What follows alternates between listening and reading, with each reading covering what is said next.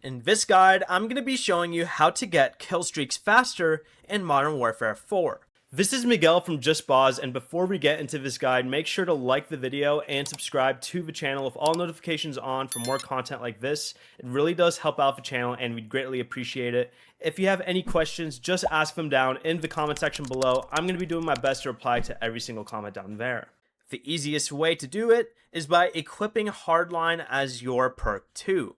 Hardline reduces the number of kills needed to earn each kill streak by 1, so you can reach UAVs and other streaks faster.